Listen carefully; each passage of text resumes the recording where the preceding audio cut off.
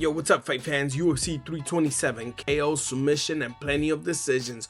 But one thing is guaranteed, war every single fight.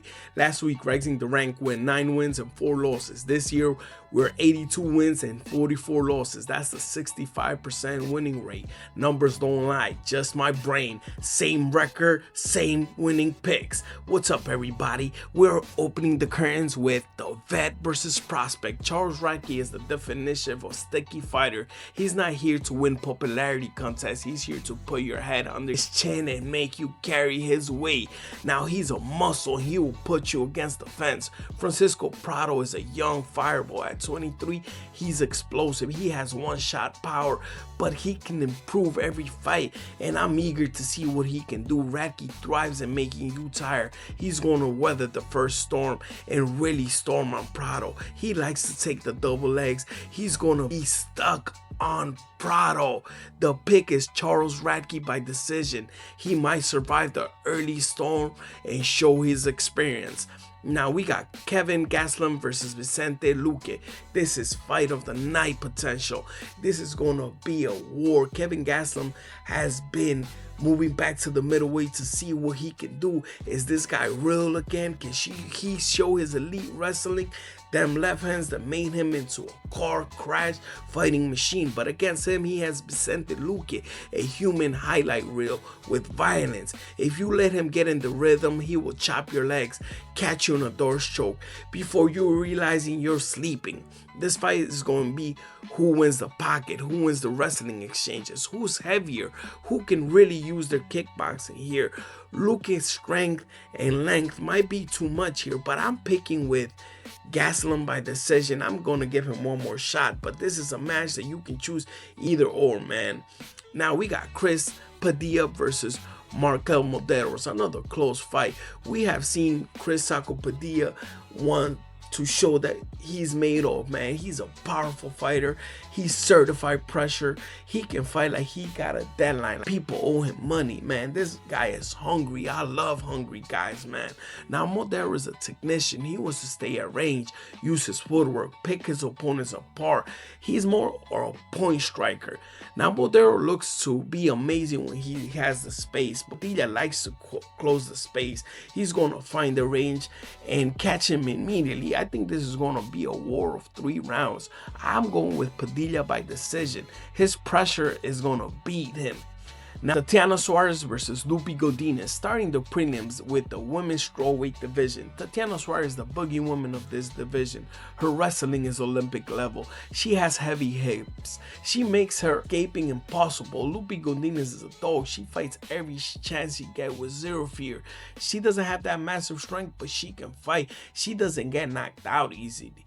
Loopy has to stay slippery if she wants to stay away from Suarez. Suarez needs to be sticky. Now, this is a match classic wrestler versus striker. I think Loopy's too long to get finished, but Suarez is just too dominant. So I gotta go Suarez by decision.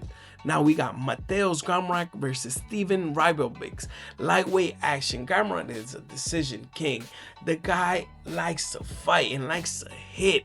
Now Ribovics is a finisher and he really wants to make this messy. This is a big test for both of them.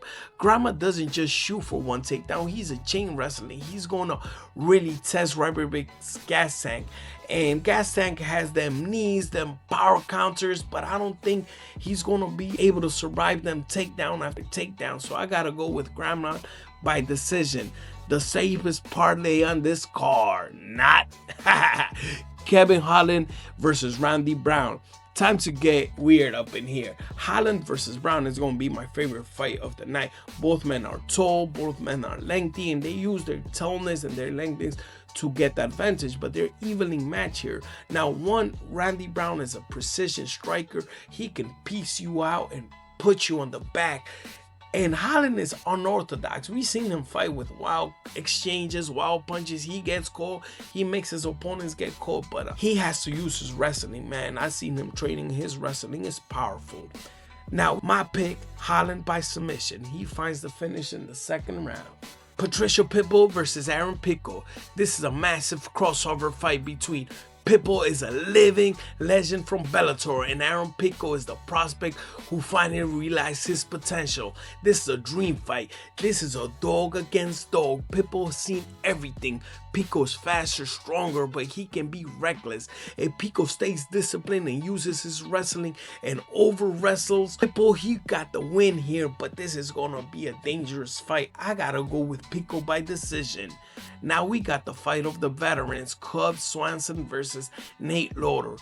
This is gonna be a banger. Swanson is a Hall of Famer. He's beautiful destruction. He has hands, he has power, he can put you in real unorthodox positions, especially if he gets you in the pockets. Now late the train Loder, you gotta knock this man out. He got no quit in him, he got gas sack. So this is a fight to pick him, but I gotta go with Swanson.